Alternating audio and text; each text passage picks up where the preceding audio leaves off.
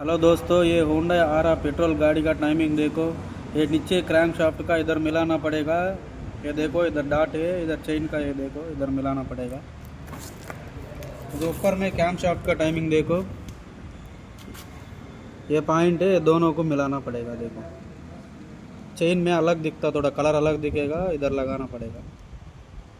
इधर देखो दोस्तों, सेकंड सेम कैम शाफ्ट का सेम, इधर देखो, इधर ऐसा रहना, ये दोनों ऐसा रहना, देखो बस।